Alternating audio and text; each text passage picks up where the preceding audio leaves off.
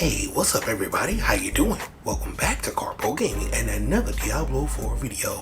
Well, finally we have the brand new patch notes for the update that is coming on August the 8th. And there is a whole lot into it. But don't worry, I'm gonna walk you through it step by step. Let's go! We got changes to Hell Hammer, changes to other uniques, and well, all in this update. And I'm gonna walk you through you step by step. So once again, thanks for watching everybody. Without further ado, ladies and gentlemen, let's just jump right into it. There is a whole lot to these patch notes. Now, first things first, they made a lot of changes to the sorcerer and to the barbarian, and a whole bunch of other changes as well. I already went over this in a different video. Check out that video right there. Full step-by-step guide to all of the different changes. I'll be leaving a link down below so you can check out all of the changes right here as well. But they have made a whole bunch of changes, and I suggest you check those out. I'll put out that video and in the link. Same thing, nothing has changed right there. Now, let's move on to what has changed, gameplay updates, and some specific changes to your classes as well later on in the video. Under monster density, they've increased monster density in Nightmare Dungeons and Helltide. Bosses above level 60 will have more health. Examples at level 60 that remain unchanged, but at level 80, 50% increase level. You have level 100 increase 100% health. Level 120, 120% increase health. 150, 150% increase health. Now for bosses and events, we have a developer note. They're making adjustments to the health values of high-level boss monsters. This is a good thing. At level 35 and higher bosses, monsters will now have a 100% chance to drop a legendary item, and treasure goblins now have an increased legendary item drop chance from level 6 to 14 and guarantee a legendary item drop starting at level 15. Great change. Also, Legion events are now more rewarding and guarantee a legendary item drop starting at level 35. So all in all, some great changes. Next up, we have General. Under General, we've made multiple improvements on how damage and other effects interact with active barriers. Bonus damage or bonus effects that are applied on hit or when dealing damage will now apply the same effects through barriers. Example, the exploit Paragon Glyph will now apply vulnerable to enemies that have an active barrier. Cheat Death effect will now work properly when the player has an active barrier. This also affects PvP play. Varshan will now break through any bone wall segment he dashes through. The cost of refunding skill and Paragon points have been reduced. This is awesome. The reduction starts small at lower levels and hits maximum at 40% and at level 100. Example, level 50, 12%, level 60, 18%, level 70, 24%, level 80, 30%. We've also increased the stat limit of elixirs from 20 to 99. An additional stash tab cannot be purchased with gold, and they have restored the cast time for Lead Dungeon back to 3 seconds, which is awesome as well. So all around good stuff. Also, a developer note, Lead Dungeon ability was used as a method of easy escape from dangers in dungeons, particularly for hardcore players. However, recognize that this outweighs the downside of the game feeling less responsive. We heard your feedback and are reverting this change. Looking at Heart's Cage Heart spell breaking. This is cool. Change to upon taking elemental damage, gain 10 to 20% damage reduction for 5 seconds. General unique items, temerity plus all stat affixes replaced with max life. Barrier is now based on maximum life. Now properly accounted by conditions checking for the players having a barrier, which means temerity should be a whole lot more better, and it's time to do some testing. Under bug fixes and accessibility, screen reader support for reading glass icons have been added. Fix the issue where the screen reader wouldn't read or capitalize accented letters or special characters for cooperative play. Fix the issue where progression in a final straw quest could be blocked during co-op play. Fix the issue where only the first player could activate points of interest during co-op play. Fix the issue where using a town portal while attempting to enter a dungeon will cause both players to get stuck during local co-op play. Fix the issue where follower NPCs could not function properly in scenarios where players were mounted during local co-op play. Fix the issue where the quest progress tracker of other players wouldn't display properly in certain situations during local co-op play. Fix the issue where the season info would not properly display when player 2 created a new character during local co-op play. Fix the issue where player engaged in conversation with an NPC would seek a black screen if another player in the party teleported it away. And under dungeons, fix the issue where progression in the seaside decent dungeon could be blocked when the butcher or treasure goblin spawn behind the barrier. Fix the issue where the determination malignant power wouldn't function against the resource burn effects for a nightmare dungeon. Fix the issue where the resource burn effects for nightmare dungeons was applying from close enemies and not just distant enemies. Fix the issue where the boss in the Den of the Blighted could be damaged through the fog wall. Critters, non-combative creatures in nightmare dungeon with the death pulse effects will no longer explode on death. This explosion was never dealing damage. Fix the issue where players could leave the party after dying in a nightmare dungeon, re-enter their party and re-enter the dungeon and not have their revives count towards the dungeon revive cap. Fix the issue where the animus carriers killed before the animus objective was triggered will not drop animus, block dungeon progression. Fix the issue where the reset dungeon button often malfunction, and fix the issue where Keeper Azor Olim sometimes would not drop Garon's key in the Garon's Hole nightmare dungeon. Now we have fixes for specific classes. Under gameplay in Barbarian, fix the issue where charge didn't carry all enemies hit along with the Barbarian. Fix the issue where lunging strike could cause a player character to get stuck under the ground. Fix the issue where the bonus critical strike chance granted by the focus rate malignant power could be consumed by non-combat skills. Fix the issue where the aspect of berserking and ripping wouldn't cause targets to bleed when berserking. For the druid, the tooltip for the moon rage malignant power now also communicates the power additional lucky hit chance of spawning a wolf when damaging a boss. This tooltip now properly communicates it that +3 is going to be granted to wolves. And fix the issue where Call of the Wild and aspect of the Stampede were not properly affecting the passive portions of companion skills and the active portion of the wolves as well. Next up, we have changes, or rather gameplay changes for the Necromancer. Fix the issue that caused more blood orbs than intended to be active at the same time. Blood orbs now function like crackling energy in that they cap at 30. Fix the issue where guaranteed overpowered attacks from the Wrathman Vigor key passive were not benefiting from the Paragon Legendary Node Bloodbath.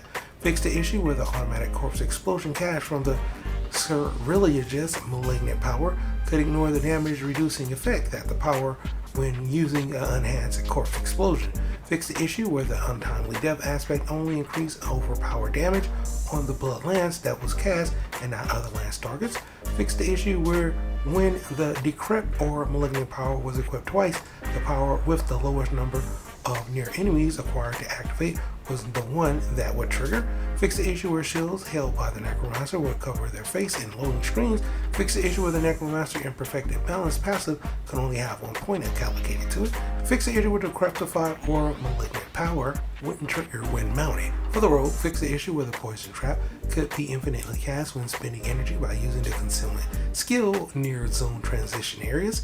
And fix the issue where the Shadow Clone's taunt effect from the triggering malignant power could taunt other players in PvP, and the taunt would not be breakable by unstoppable effects. Now, for the Sorcerer, fix the issue where the Elemental Dominance passive didn't function correctly when using core and mastery skill that dealt damage over time. And there an example, a meteor cast at above 50 mana that would take you under 50 mana would not get the full damage bonus. Fix the issue where the Omnipower Malignant Power wouldn't properly consume additional mana, which would then not trigger other interaction with additional resource consumption. Example, the damage reduction from the Mana Shell passive. Fix the issue where the Omnipower Malignant Power was inconsistently launching the appropriate number of projectiles. In addition, the tooltip has been updated to better describe the power. There is a developer note. The previous tooltip was a bit misleading as it did not consume the entirety of your mana pool. It will now consume as much as it can depending on the number of roll on the effects. Also fix the issue where the effects from the Dark Dance Malignant Power will reset the line and the elements passive, and fix the issue where the random location teleport effect from the Oculus could cause the player to get stuck in the environment. Next up, ladies and gentlemen, we have General. Fix the issue where the speed increase from the spur skill when mounted was slower on a controller than a keyboard and mouse. Fix the issue where invasion portal spawn during certain Helltile events could be pushed off screen with fear effects. Fix the issue where Paragon rare nodes would sometimes not provide bonuses with stat boosting gear. Fix the issue where continuously enchanting an item could result in having the same stat show repeatedly in subsequent rerolls. Fix the issue where post death damaging effects, ignored the damage reduction from stats of close or distant enemies, and fixed the issue where mounting your steed while moving would behave erratically when playing on console. Next up, we have monsters. Under monsters, fix the issue where elite enemies with the teleporter fix could teleport from off screen and deal excessive damage.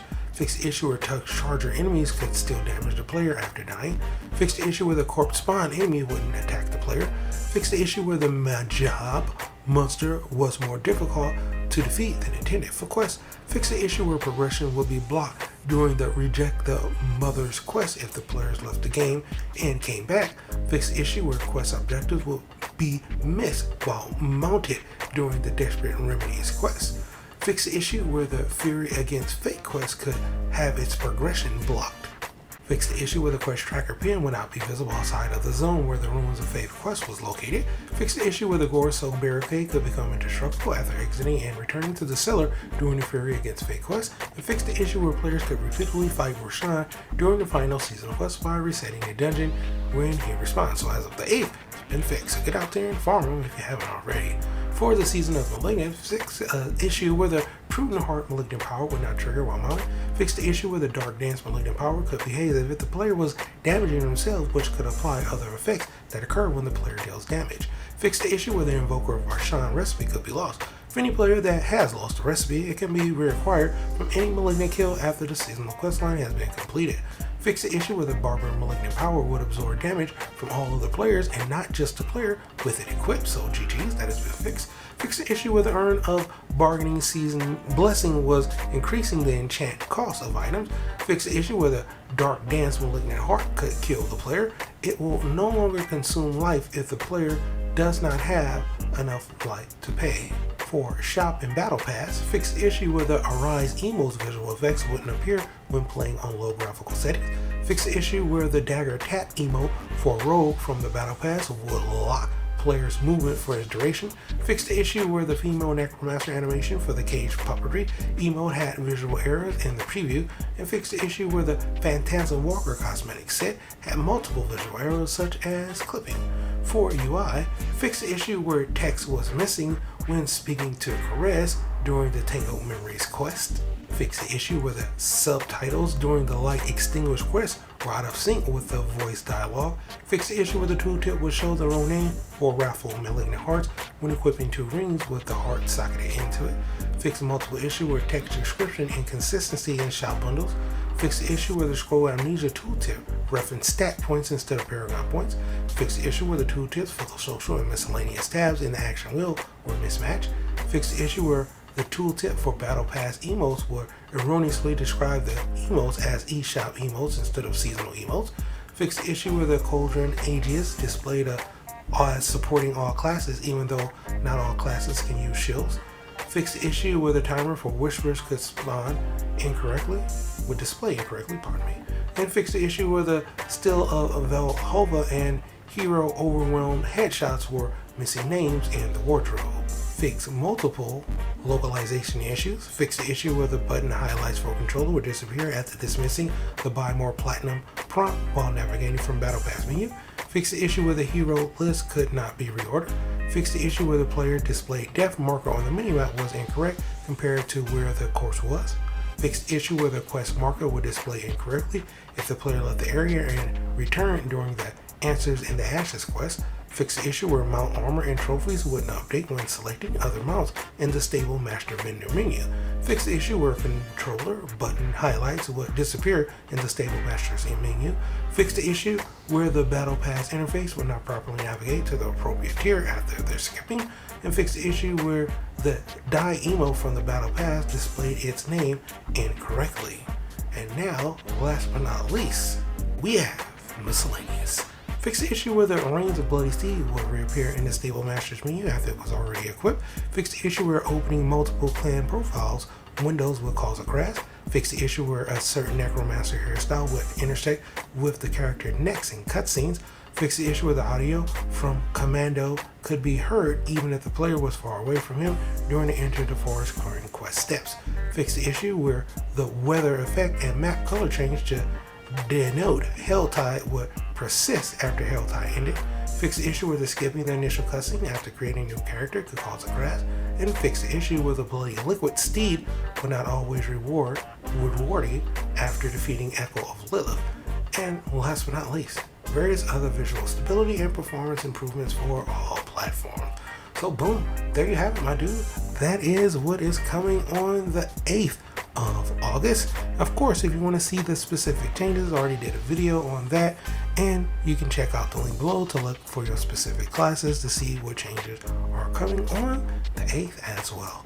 But for right now, that's pretty much going to for the video. I hope you truly enjoyed it. As always, if you are new to the channel, how you doing and welcome. Don't forget to subscribe right here at Karpo Gaming for a little wide variety of videos, range from updates, tips and tricks, guides and news, and a whole lot more. So hopefully you enjoyed this video.